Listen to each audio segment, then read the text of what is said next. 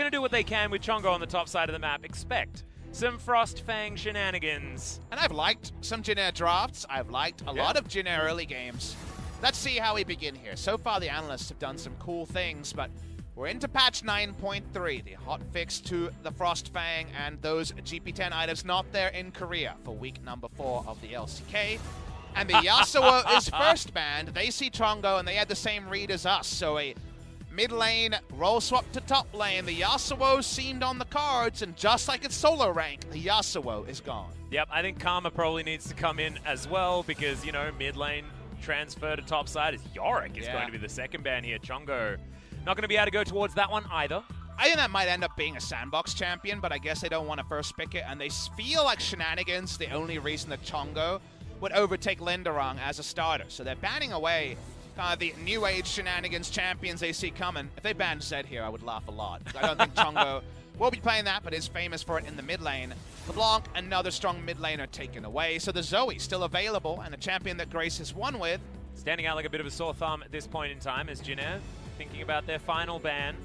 Still a lot of things available. Ezreal is standing out as a champion that was banned in both of our games in the first series, and yesterday did some hard carrying in our Kingzone versus SKT match, but it's the Galio that's going to hit the bench. A multi-flex ban there going over to Joker, Dove, and theoretically Summit as well, as Jace is going to be the first pick for SANDBOX. And it's something I think they'll take gleefully, Atlas, because remember that SANDBOX has been one of the best at flex assassins. Summit plays Akali so well, and so did Dove. They were both good at Aatrox. They had the issue, though, that Akali nerfed, that Camille no longer as much of a flex. The jungle is possible, but harder. Yep. Jace is a true flex, so it is important for them to still have those champions, because that's got them a lot of their drafting advantages. So, like the first pick Jace, it doesn't cost them anything, it gets them something. How did Jin Air approach this? Remember the Zoe we mentioned is available to be selected, and Grace had a pop-off performance on that. The only MVP Jin Air has picked up all season. Yeah, it's exactly right. That could be going for here. They could also deny the Kalista from Ghost if they would like to, but Zoe is certainly standing out. I think you take it. I think you're too worried that SANDBOX will snowball super hard and the pick comp will pick you to death. Speaking of picks that have often worked out well for SANDBOX, when it's not Camille, it is usually Lee Sin. When it comes to on Flake, he has defaulted this a lot like some of our other junglers. Feels like Lee Sin priority going up in the LCK, so I'm happy to see On Flake return to a champion that hasn't been touched at all this patch, and Dove seems to be on Lissandra duty. It doesn't really, you know, reach for the skies when it comes to reinventing the wheel. It's pretty standard, but here's a pick that if the game goes long enough could find a bit of value. What is with the Urgot priority this week? Our swift thought, with it not receiving Nurse, was that Urgot would just be first pick, first ban, but teams increasingly have kind of not really bothered too much with the Urgot. In fact, it was this week that he just left 100% pick ban rate as well after everything got nerfed around him. So very interesting that you mentioned it, Pop Smithy, but I don't have a very good answer for it. It is going to be picked up here by Jin Air as their final lock-in. See whether it does okay into the Jace. We saw that matchup be abused in our second game of our first series of the night, and there's our first ban as the Shen is going to be taken off the board. For SANDBOX, Joker, of course, not going to be playing that. Was one of our first to play it here in the LCK in 2019. If I'm SANDBOX, I ban Jax, and I'm kind of okay with whatever other jungler Malrung plays. I think you would rather, if you're Jin Air, to keep 80 carry to last pick now and try to blind pick a jungler.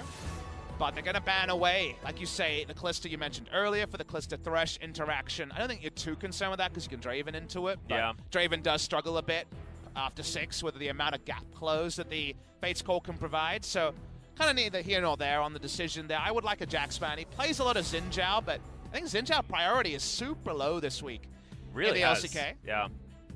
Well, Braum going to be taken away here on the side of Jin Air, and I like the Kalista ban also for the fact that On Fleek has already prioritized the Lee Sin, so can't try and deny with anything like the Nocturne that they're going to ban also. Interesting, that's the one jungler. I would have thought Jax, because I think Malrung is really good on the Jax pick, and I feel like that's really powerful, maybe underrepresented in this week of play. It means Ezreal is free here for Jin Air if they want to go towards it. Then you could counterpick jungle, which was the meta in the first week. Teams are definitely fighting to deceive. My suspicion has been holding on to 80 carry pick. Let's see what Jin Air think about it. Wow. I think they're going to hold on to 80 carry pick here. They're pretty afraid of, say, a Draven, for example, and that's kind of understandable. If you don't ban Draven and then you first pick 80 carry in the second round and get Draven, then it's kind of like, oops, that was my own mistake. So actually don't mind this. off chance that Jace is going bot lane, as Ghost has been playing a lot of crazy stuff in solo queue. A lot of, Yasuo, I believe the Vladimir as well, has become one of his most played here in this season thus far. As Tahm Kench being considered, and should be a bit of a no-brainer here, and pairing it with the Ezreal would be the textbook play, but SANDBOX can certainly mix things up. Caitlyn. The Caitlyn or the Draven could even just be blind picked here if they would like to. Lots of options, and with crit 80 carries making their way back in, I would like to see it. I think Ghost can show whatever he wants to show here. Seems like anything is really on the ball, so will it be the ultra-safe Ezreal and trying to outrange, or will it be something else? Oh, wow. It might actually be an awesome dude, which has largely been out of the meta this week. The Victor being hovered. The Victor, let's wait for it, finally will be locked in, so they basically smell a rat and say, all right, you're holding your 80 carry pick really, really long here. We're not sure what to expect, so we'll just take Victor and wave clear, or we'll consider a Jace role swap to bot side. Exactly. Well, Varus being looked at here by Jin. That'd be a very interesting pickup here, because it doesn't necessarily scream to me benefiting from the new changes. This would make a bit more sense as Awesome Dude versus Awesome Dude is the call out from Jin. Considering the Vladimir in the first round of picks, it didn't get banned, and they're going to lock it in here. So we've got no 80 carries after the crit item buffs, and instead it's going to be Victor versus Vlad, most likely on the bottom side, unless we've got some weird stuff going on. But it looks like Grace will be back on his MVP performance level Zoe. Conventional logic for Korea would be Vlad bot lane, but obviously in the LEC we saw very early Perks playing some bot lane Zoe. Yeah. Zoe versus Victor, a very nice matchup for the Zoe, as we know from seeing it in the mid lane yesterday. So we'll wait for 20 seconds to get that confirmation, but this is our expectation. Let's wait, see what the reality is. I just find it so strange. And go. Yeah, we've got Chongo on the top side of the map playing Urgot. I mean, is that necessarily better than playing Linderung? And also, does that mean that they get it guaranteed because the Yasuo ban then has to be flexed into? The Yorick ban has to come in as well. I mean, there are a lot of adaptations, a lot of question marks as to why it's Chongo playing up there, because Linderung has not necessarily been the weakest link for this squad thus far. I always hesitate to speculate as to the why of a roster change like this on a team that has one game win all season. Yeah, there's lots of different, speculations about scrims and personalities that we just don't know. We don't have any insight. There is no public sentiment there. So I can't give you a real answer, Atlas. I agree with your basic premise of why not Linderung on Urgot, but this is what they've decided on for today, and if it passed the eye test, they've finally got something semi-positive to show. When it comes to Jin Air games, we've had to, again, focus on early game and to a point. If they can even stay competitive for 25 minutes, is that the worst look for Jin Air? The answer to me is probably no. Yeah.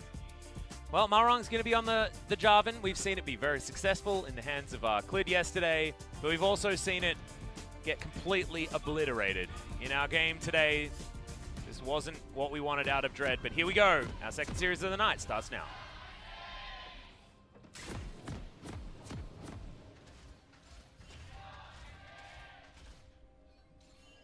Jin Air faithful still in full voice, but SANDBOX is really starting to get some fans together after their start to the split was so incredibly strong, only losing a series to Griffin.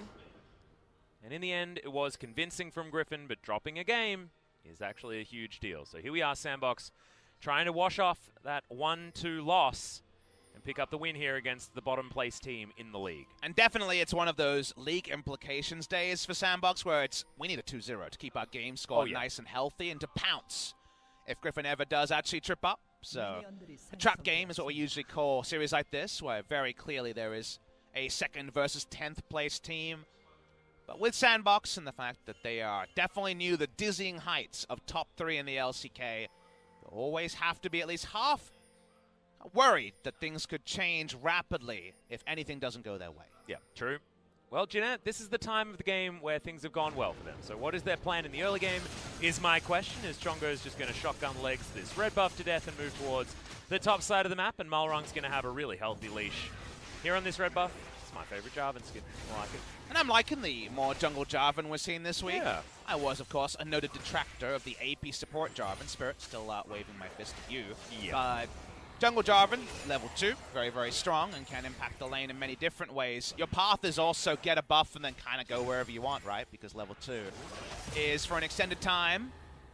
You're going to be your focus, and you could just go Cinder Hulk and be an ult bot in the late game. Your ult gets splashes, so it's still going to be doing something as a Jarvan. Yep. wait and see what that decision is. But so far, it's red into bot lane Scuttle for the side of the Jarvan, which does get some extra coverage for Vladimir on the bot side. Well, Summit's not going to find that Shock Blast, but level 2 being gained by the Jace means that this lane control that he's probably going to have anyway is certainly something very oppressive. Notice the Summit doesn't subscribe to the recent trend of Jace versus Urgot taking Kleptoman. See, he's doubling down for lane, and that's why I wanted to see. There's champions here you could definitely fit a Frostfang into. Frostfang, you know, it's very interesting. It's investment banking. It's you want to poke around lane. There's two schools of thought. It's say more in lane to get that quest faster, or, well, you don't need to CS so you can duck out of lane. Do Summit and the side of SANDBOX, do we ever see this team go for GP10 in this 1 week meta? And if so, do they play their items? It's kind of a query I want to know, because so far SANDBOX have found their advantages from playing the early game better than basically the rest of the field. And how does Frostfang interact with that? Well, certainly some options here for SANDBOX. Dove could pick that one up. Ghost certainly could also gather it on the bottom side of the map on his awesome dude Victor down there. And remember that bot lane is the place where you're less ripe to be punished, because remember, when the meta changes, you can still go bot lane Frostfang Vladimir, get 10% CDR, build a Kindle gem and get the gem and get 45% CDR. So given that that is not going to be hotfixed next week, the interaction in a duo lane, wait to learn more about where the meta might take us. Yep. Grace just threading some paddle stars here in the minion wave as Dove was trying to hold on to things. No huge advantages being gained here as Grace is going for the min damage harass, just practicing for when he does eventually build his Frostfang, which I assume is going to come in here for the Zoe. Is a priority lane for the Zoe against the Lysandra as well, so that's a nice matchup for them there. Need a bit of help to make Urgot work against Jace. If his flash is down, he's a lot more honest as a champion, so that seems to be what Malrung is subscribing to. Are we ready for another EQ flash, and whether it comes off or not, I wonder? Ooh, the disdain actually going to be used forward as Chongo is going to get punished for it really, really hard, but is it all a bait? The back is actually going to most likely get completed by the looks of things here from Malrung as Chongo, unfortunately, the result of that is going to be just losing a whole bunch of his health bar. I wonder about next level. Like, would you ever go top and short your E on purpose just to get an aggressive trade, you wonder? Oh, that's a really nice hook, but Joker denies it as the anti-fun button comes in. Good cooldown trade, but no more. Yeah. Farm suits the Vladimir a lot more than it suits the Victor, and we haven't seen first backs to know if there's going to be GP10 on either side. And also, Root is playing this one out very, very well. You wouldn't expect Vladimir to win a lane like this, but maybe with a Thresh in hand, it's going to be a better opportunity here as Joker going very aggressive, but the Lantern does mean that fun denial is on both sides of this lane. Smart of Thresh to back off first, because that means the Lantern will get out his ally, so no way for Dove to make that play. Malrung checking on the status of Dove, who would love to get his roaming boots on, not having a lot of fun against Zoe. Yeah, also, OnFleek hasn't been doing too much here, just going to be power farming to level 6 and does have that level 5 already available for himself, despite the nerfs to the jungle experience. So, Malrung back to his jungle, back to trying to catch up in these levels as well, and expect to see OnFleek on this map as soon as that level 6 has been hit. And if you ask me the question of whose draft do you like more, Papa Smithy? If the game goes past mid-game with no benefit to SANDBOX, so they can't play to their usual tendency of getting a lot of turret plates and a lot of gold and just snowballing out of control, I think Jinner have their number in a couple of different ways. The Zoe poke is going to be very annoying. The Vladimir outscales any champion on the side of SANDBOX. There's a lot of good news stories later on, and they got that priority mid lane to back them up as well. So given that, we're going to be looking for SANDBOX and maybe level 6 on OnFleek to start making the good moves in the early to mid-game. Otherwise, the Gathering Storm might be the potential for Jinner to upset as the game goes on. Yeah, and I find it really interesting because oftentimes we talk about these awesome dude comps, but often they're against 80 carry compositions, and there isn't one on the side of SANDBOX. So I feel like it's even more accentuated. The old time limit that you get with having a Vladimir on the opposing side. So we'll see whether it is actually going to work out here as farm has been evened out as Ghost teleports back into this lane, but Root hasn't even used his yet. He's going to finally get back in there after picking up whatever farm he can. Dove will continue to get harassed here in this lane, but his utility will theoretically outgrow what Grace can do in the mid-game unless things fall apart. It's something for the neutrals to get excited about. Seems like both these teams have agreed no Frostfang for game number 1. Yeah. First purchases are in, and unless Zoe builds it at a kind of weird timing, it does seem pretty likely we'll be skipping over the gold Frostmancy situation. So I'll take a gentleman's agreement if I can get one. still looking pretty frosty here in the mid lane as Super Soaker comes out from Grace. And Dove not exactly the happiest about this. Good to see Grace still performing very well on this Zoe that he did manage to pick up his MVP on. I know we've been harking on about it a lot, but I mean, there's only so many good things we can talk about when it comes to Jin Air, and you need to try and balance out a broadcast with as many positives as you can for both teams. At the end of the day, unfortunately, the Jin Air struggle, I think, is clear to everyone, right? Yes. I don't even tweet sad play anymore because they've just been hitting a mid game, and the first sign of any kind of danger or things going bad, things get really bad. For the side of Jin Air, yeah, as you note, really seemed like it was a back timing for Dove that OnFlake even gets a nice chunk out on the mid lane, but Grace is backing anyway. It's not going to be of huge consequence, only the cleanse the real reward. Yeah, so picks up a summoner spell for his trouble, but also is able to play with the minion wave just for a little bit of time. It means that Dove doesn't get denied at all after teleporting a lot earlier. And something to return to for the Lissandra with the cleanse being on cooldown. Yeah, I like it a lot.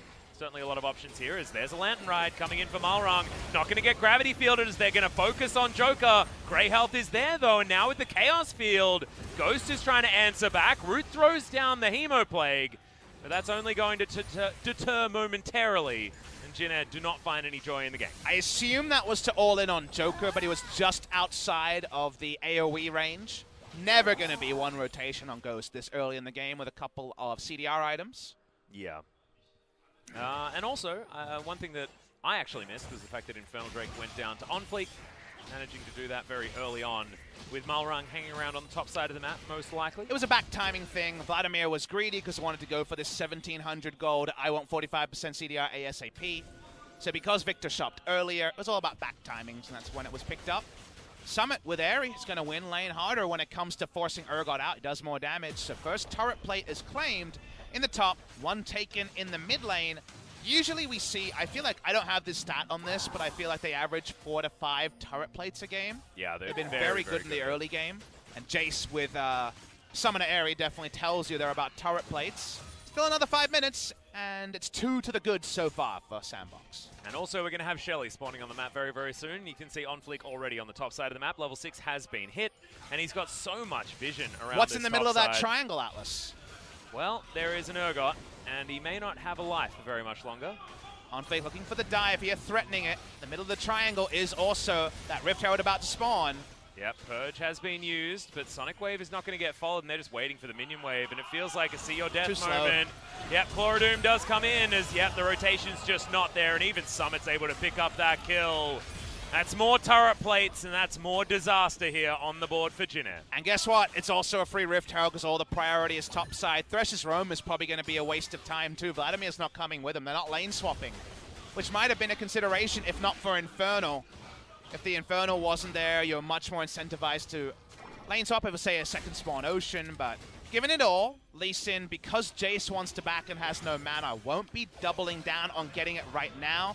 But they see the enemy jungler, they see that Malrang needs a back timing of his own. They back away, no harm, no foul, just an advantage to SANDBOX. You're trying to be ahead of the play, Jin Air, but unfortunately not ahead enough. You are about 6 seconds too slow on this play, and it means no safety for Chongo. Yeah, just unfortunately no teleport available either or anything like that. So Chongo, I guess one of the options would be try and teleport out before the minion wave actually gets there, but even then, that feels real bad and get kicked out of it. You want to hear an amusing interaction? Oh, yeah? The Sandra ult was put on cooldown, and there was the passive, but didn't get an assist. Huh. Yeah, I did see that Frozen Thrall. That was weird. Maybe it just didn't do any damage or something Then like why that. Why was there a Frozen Thrall? It's a very good point. So, look, I don't have the answer for you, Popsmith. I'd probably pause the game. Well, no pause by SANDBOX, as they want more turret plates. Yeah, there's no time for that. 1,600 gold is now the lead for SANDBOX Gaming. A lot of that towards this top side of the map, and still more questions come in. Why Chongo? Why not Linderung, who has demonstrated in the past that he's a very strong player in his own right? Maybe not necessarily so far here, but I guess you have to wonder why things went wrong. Might not be feeling well. Again, there's a lot of reasons. Don't have all the information. No public statement, a team in free fall. You know, your mind goes to different places, and it's not fair to speculate, I don't think, for Jin Air. We're trying to focus on finding any silver linings for their plight that we can. SANDBOX themselves walking around, already a 1,500 gold lead. Oh no, all the buttons go wide, apart from the trouble bubble. But with a hook on cooldown, they're unable to follow up on that one. Kellen maybe needed to be a little bit more patient. But Jin Air, they started up the Rift Herald, but instead go down to try and contest this Infernal Drake. And if they are actually able to pick that one up, that dirty S word that you've been talking about in series gone by could be a word that we could talk about. And against any other team, you're sitting there saying scaling with conviction, but because it's Jin Air, you don't see them getting there, right? That's just how cookie crumbles right now. Jin Air have done well to stop Rift Herald and Infernal from being completed. They have been showing enough respect and walking up early enough. Those objectives are being repelled, but that's already a lot of turret plates on the top side, and if Jay starts to spread his lead, perhaps good things will follow for the side of SANDBOX. Yeah, he's already taken almost all the money available there. Looking to go back. Picked up a Black Cleaver as item number 1. Ghostblade is often what we see gone toward, but wants the extra CDR, wants to be able to shred through Chongo as he's going to be building armor after his own Black Cleaver does come in. The stand and deliver item choice is the Black Cleaver. Usually it's Youmu's just to be out of range of things like the Cataclysm if you see the Jarvan show up on screen. But Black Cleaver, good at battling, a bit more health that might help in an all-in attempt with the Urgot ultimate. And yes, if you're going to just go for a man fight, you feel good about it. Let's see where SANDBOX are now. They know Zoe's on a back timer, so that second Infernal will soon follow. And Malrang, all he can claim is a red. Yeah, it was on a ward as well. Being able to get that ward in the pit means that OnFleek able to grab the second Infernal very, very easily. Said textbook before, but it's feeling like that's continuing. Summit will have this turret down very, very soon. First turret blood will mean that we'll be heading towards about a 4,000 gold lead. Before these turret plates even fall down, it's the last remaining one. So, Summit will guarantee so much money here for this squad. One falling down on the bottom side, one in mid, and all of them on the top side as finally they leave.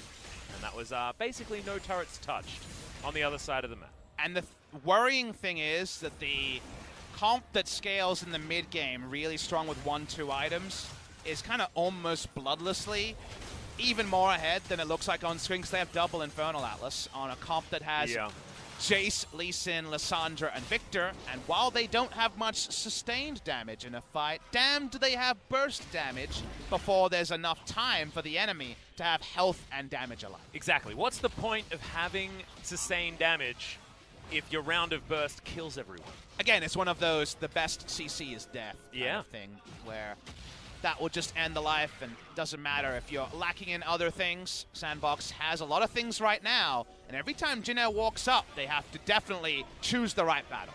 Well, they are going to come in and actually pressure them away from Shelly as Malrang. Can he actually lock it down? The answer is yes, as he picks that one up, but can they actually survive here? Hemoplague going down as Root may actually need to flash over this wall, does eventually do so.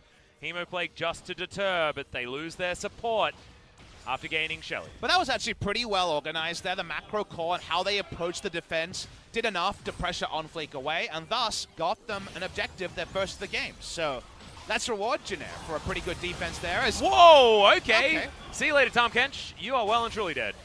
No time for a like a visual bug. Yeah, in we go. Ghost gonna get cataclysmed, but now OnFleek wants to find the kickback, gets it onto one, and into the frozen tomb goes Malrang. Summit comes on forward. He's got a lot of that sustained DPS actually. And he'll be fishing for some shock blasts underneath this turret as well. So overall, pretty good play for Jin Air Green Wings given the state they were in. They will lose blue buff control from this, and Summit still hunting. Yeah, can they actually get any more on the side of this one? Because SANDBOX with priority in still multiple areas as the hook going to go well and truly wide.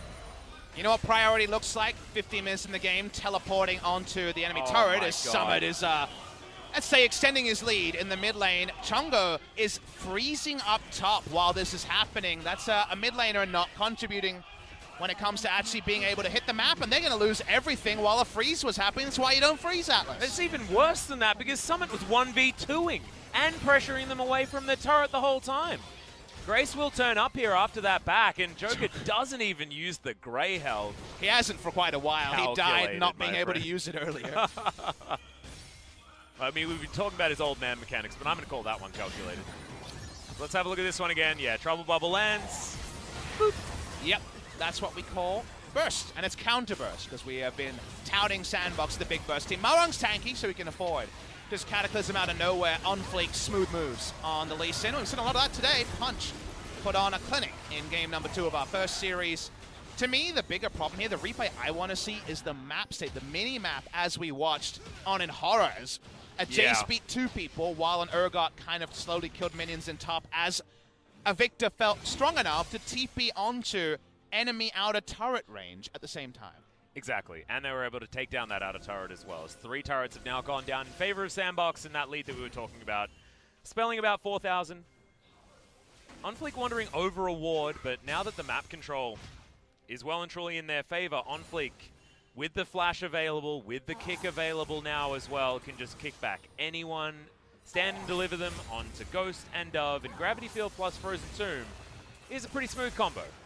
If somehow you get a lot of kills in the mid game, another good thing about Vladimir with teleport is you can feel pretty good about most of these side lane matchups. If Jace isn't, say, a half item to full item ahead, I think Vladimir has great options there as well. So we still look at Root and say, all right, almost CS for CS with a Victor, a kill.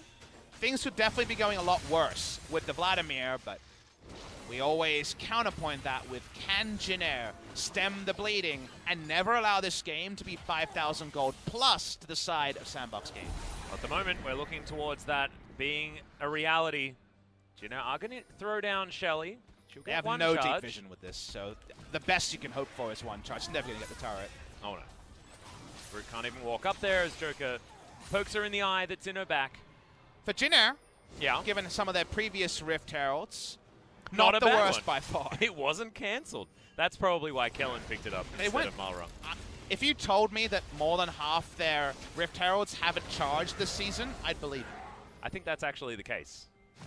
Yeah. So they haven't got that many, and we can note at least 2 to 3 that haven't charged. Yep.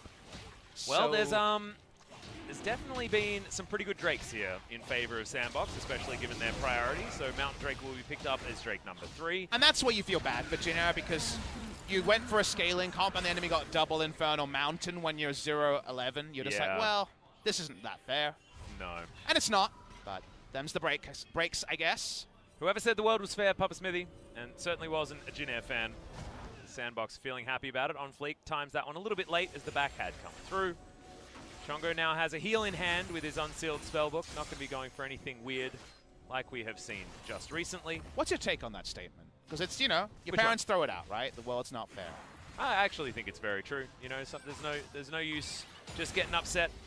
Try and be solutions orientated rather than crying over something that you can't But I almost change. feel like it's fairly unfair. Like it's not really unfair to any. It's not really fair I think for it people. doesn't care. But it's pretty exactly. It's almost agnostic. So I'm kind of with you on that one there. And solutions focus is probably the right way to go.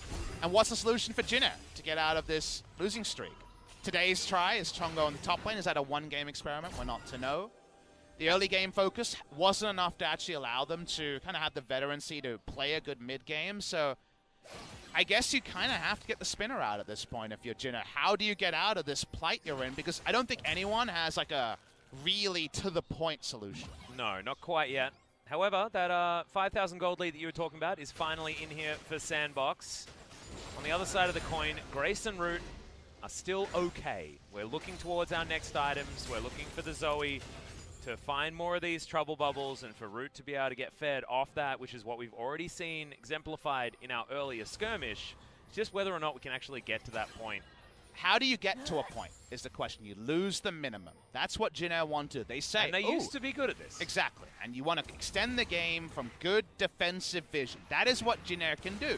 Malrung can stand in a wall with a control ward and say, yes, you're free to farm, Root. And he's the only person they really desperately need to farm. It's helpful if other people are farming, but Root is their win condition this game. So the correct play for Thresh and Jarvan is to play on the side Root is on, put down wards, and if it's around Baron, you feel even better because you don't want to allow the enemy to take Baron. Everything else, you got to stem bleeding, you got to give away acceptable losses, but that is what Jin can control. They've got some pretty decent wave clear. They've got a Cinderhulk Jarvan who can walk up and not die and probably escape. From there, extend the game through guaranteeing Root farm. Well, at the moment, Chongo hasn't been dove and destroyed. He will have his Righteous Glory relatively soon as Kellen doesn't quite find the Lantern in the right spot there, but Malrung is going to be okay. OnFleek's just trying to get pressure, trying to find targets.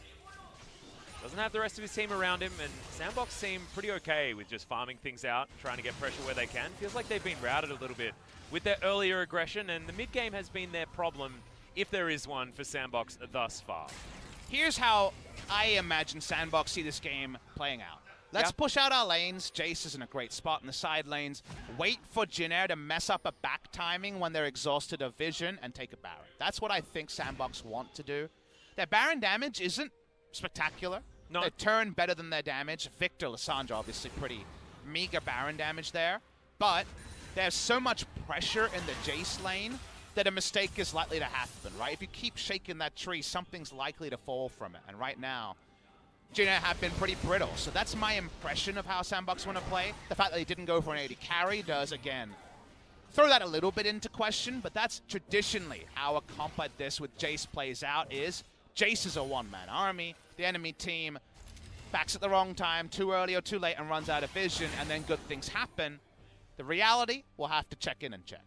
Well, at the moment, Summit has gone back and grabbed himself a Guardian Angel from a stopwatch. So he's going to be even more difficult to deal with now and also take a long time to go down. Chongo also has to wait until after the GA before he uses the ultimate in any sort of 1v1 scenario, so a dive could certainly come in here for Summit, especially if he has minions there that haven't been dealt with. More vision now picked up for SANDBOX. Speaking of back timings, they secured theirs. Safeguard will keep the Lee Sin safe as we've got claws moving around. We've got Safeguards helping everyone stay mobile, and Grace unable to really find any more of these trouble bubbles that he was successful in finding in that one kill against Joker. Chongo. Still, again, right now, this game state I really like for Jin Air, because how do you win more? We already mentioned Baron, but it's hard. A rotational play, a dive, maybe, diving with Jace on an Urgot, tricky to pull off. They're trying the piggyback approach here. Summit just joins Jace, says I can Abyssal Voyage elsewhere, and then we don't have map control. But these are still incremental advantages. These are not game-winning advantages. And for now, Jin Air is looking at the clock and saying, we're doing everything possible to hold strong in this mid-game. And at the 24-minute mark, I can't complain. I can say they've done a pretty good job. And a little bit over 1,000 gold for both of these big AP carries. And you've got a Vladimir with a cool hat, followed by Grace copying him as well. And if you're in the schoolyard, you might get made fun of, but if you both got them in a League of Legends game, you're going to be real happy as, yeah, we're getting towards the timings for both of these players. And it's at the same time as the enemy. Victor is only 200 gold ahead. The bounties are starting to pile up. You see that Hemomancy happen, some big Hemo plagues on the enemy team, 3 people dying, and this gold lead closes fast. Yeah. And that is where things might kick into gear. So SANDBOX Gaming. You can't take a fast Baron. You can push out and get wards down. How can you get more than right now what feels kind of like trading 6 minions for 5? You don't want to do that with the Jin Air comp. So I'm waiting to see how they problem solve actually a pretty tricky spot. We saw Kingzone Dragon X, even in their huge winning streak in spring, find moments where they couldn't translate big early games into closing a game. Closing a game when you don't have an 80 carry is way harder than closing the game when you do have an 80 carry. So we're watching here on pretty intently to see how SANDBOX, because we already mentioned the manner of their victory is an important thing for a team contending for top 2. Right now, Summit certainly happy to contend with Root, despite the fact that the Rabbidan's Death Cap has come in for both of these carries. Here's the first go. Yeah, the Jace is certainly in a great spot. Coming on over to try and augment this damage onto the Baron, as we do have vision available for Jin Air. They know that this is happening, and they have everyone in position. The movement now from Root does have teleport, but also is just in the area as Grace doesn't land the ward. That's a bit of a fat finger there, but at least is able to provide some vision over the wall if SANDBOX are going to move on over there. Malrong being so defensive. Your first thought is, why don't you just throw out the flag? But he is keeping the flag available to flag and drag out. He's that worried about a potential turn. And Lissandra on the enemy team is a good thing to be worried about. So they're just trying to get vision in there. Cinderhulk Jarvan is really good at the term we call Gragas bowling. Just being a jungler whose job is to sit around Baron, and if he's getting Vlad some farm, if he's stopping the enemy Baron from going down, for Gragas' case, throwing Qs over the wall. With Jarvan, it's E and control wards, and they get off a recall, they refresh another 6 control wards, and they live on for another few minutes of the game, Atlas. Yeah, and the more times that we can say that, the better you're going to feel for Jin Air, despite the fact that, oh, okay, they're just going to go in. Hemo Plague is down, only on a 2, as the Gravity Field is going to be onto Malrong, but he gets out. Grace now looking for more. We got the Lee Sin. He's going to be stunned up as Chongo finally makes his way forward. Jin Air Green Wings not going to find too much from that, but use a lot of their cooldowns. Another bubble's going to land, but I just don't know what they can actually get from it. Bit of rush of blood from Malrong, but not the worst time to pull it off. You might say, what are we fighting for? And that I might understand, but they now have low mana on multiple members, and they need to walk up again. Waiting to see if they do it. This is a Baron under their noses. Yep. Control Ward does go over the side, so Malrong going to try and come in here with the smite. Chongo Purge on forward and actually gets a lot of damage there onto Joker as SANDBOX have peeled off the Baron. Not wanting to go for the 50-50 as we do have a lot of pressure in the lanes elsewhere. The ults available for SANDBOX are higher quality than Jin Air have. That's why they're happy to still poke around and look to see what sticks. Remember, Lissandra still has ult. Yeah, Hemoplague, Cataclysm, and the box all on cooldown for Jin Air, as you illustrate. So that's going to mean that the inner turret does fall in the mid lane. Still one inner remaining on the top side of the map. 5 turrets to 0. Now going to the lead for SANDBOX, but this lead is only continuing to grow. We were commending Jin Air for allowing the Vladimir to farm, things like that. However, still being the case of falling further and further behind. And if you're Coach Han right now, who's had one game win to speak of, a Grace pop-up on Zoe, you're so happy with how your team is playing. It might not be easy on the eye. You might have given up 4 Drakes, and you feel bad that it was 2 Infernals and a Mountain on the way. But for your team, whose identity quickly became, let's wait for a better spot.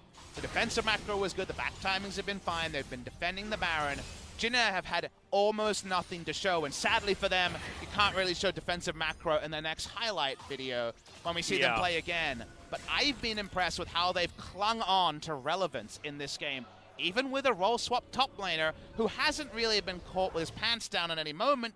He hasn't been perfect. There was the moment where the Jace was getting job done 1v2, but otherwise, Chongo's been fine. Yeah, it's a matchup where he's going to get punished, and 1 versus 3 where you had no real other options. You're going to die. You're exactly right. Don't know what Linderung would have done in the scenario. As Malrong's going to get tagged by that Shock Blast, and he's going to lose his red buff, most definitely. You saw that went down in a blink of an eye as On Fleek does find the Q, but the Lantern Ride is going to get Root out to safety. Kellen had some questionable plays in the early game, but has since been able to at least keep people alive. Grace is 1 Shock Blast away from dead, as at least Death Ray doesn't tag him. So, let's talk about lane assignments. I know they don't sound very exciting. We've got no kills to talk about, guys. I'm looking with what I got. Here's what Jin Air can't allow. Oh, can we get to a 6 straight game? We need to kill this in 30 seconds. Definitely going to kill it in 30 seconds. There's a very interesting little duality here where Jace actually has to be split pushing top or mid. If he's bot lane, they have no Baron threat at all. But Vladimir can be in the side lane and come in late with the Hemoplague. And that's a very interesting duality here because Vlad can handle Jace in the side lane. And that's the weird thing that's happening here is that the game needs to be won by Jace, but Vladimir can farm in the bot lane against someone that he beats pretty easily in the 1v1. Vlad's happy against Lissandra, happy against Victor at this point in the game, closing in on level 16. And that lane assignment again works against a team that is struggling to find a way to kill the Baron. If you have an AD carry, the Baron has died pre-30 minutes. There's 2 Mountains and 2 Infernals. This Baron is faster than Jin Air might realize, so they still need to be not caught napping.